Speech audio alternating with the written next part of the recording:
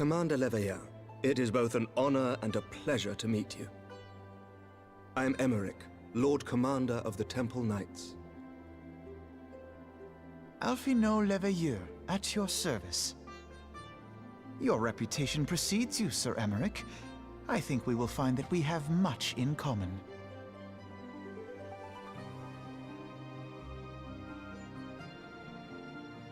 Speaking of reputations, yours towers over us all. Does it not? It does indeed, Lord Commander.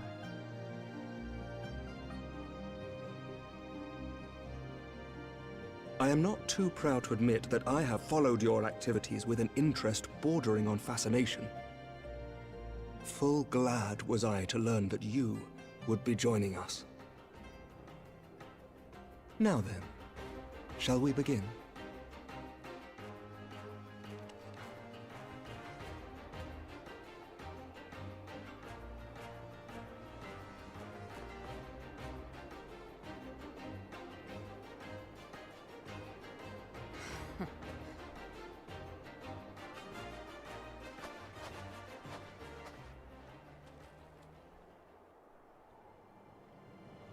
The tales do not do you justice, warrior of light.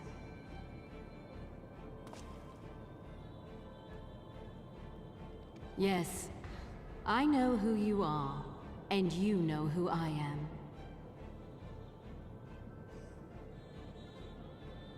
I was given the name Izel, but I earned the name Icehearth.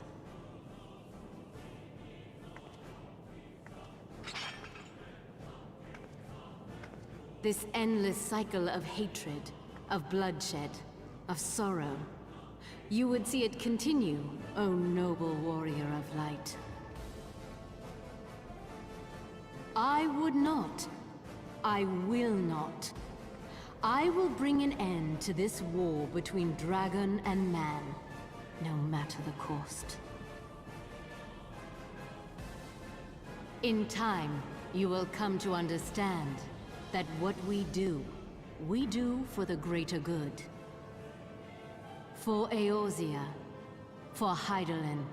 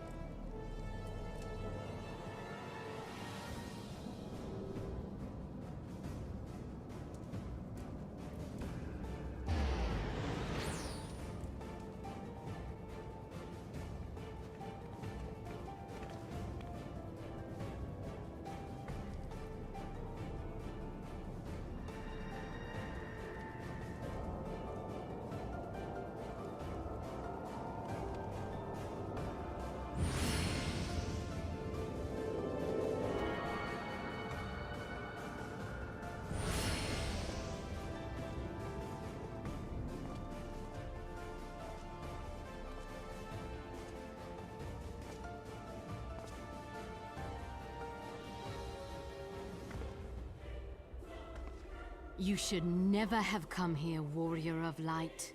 I labor only to forge a lasting peace.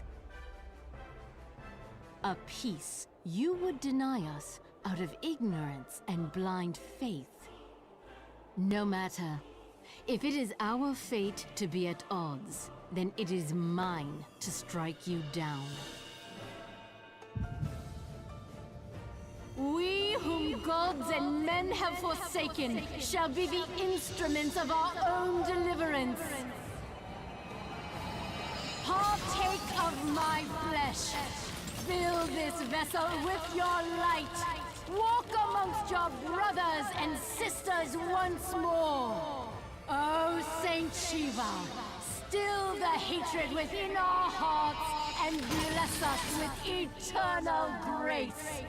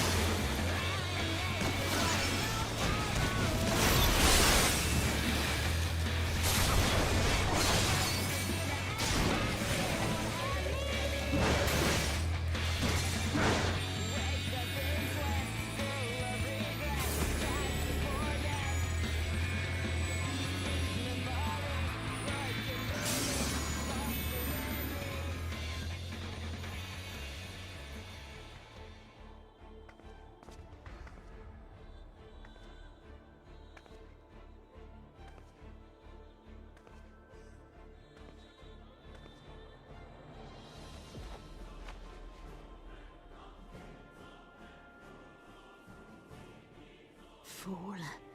Blind, bloody fool.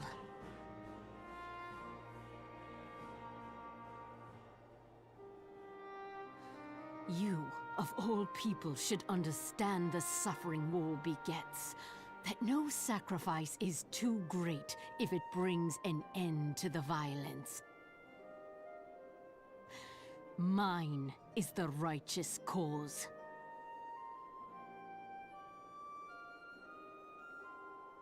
You fight in a war you do not understand. A pawn of liars and schemers. And they are no less ignorant than you, following the creed of their fathers without question, never thinking to ask why. Trapped in a delusion of their own creation, and blind to the truth.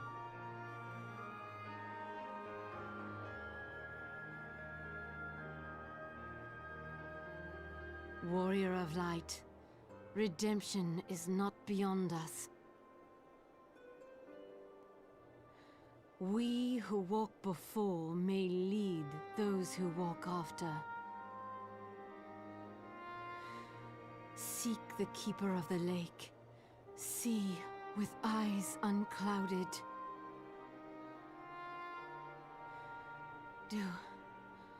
Do not squander Mother's gift.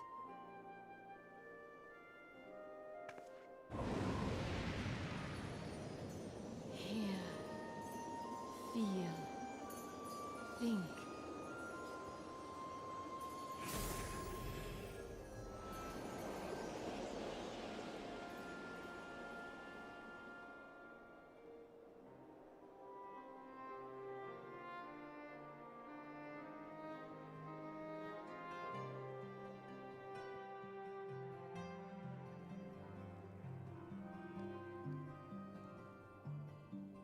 On behalf of the Holy See of Ishgard, allow me to express my deepest thanks.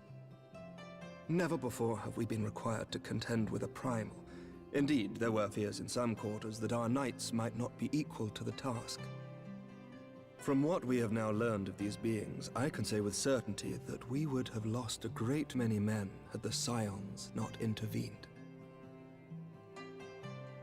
Then the argument for Words preemptive cannot action well should be express how self-evident. glad I am to see you return to us hale and whole. Needless to say, I am most eager to hear your account of that which occurred in Kurthis, assuming you're ready to speak of it. Excellent. I shall summon the others at once.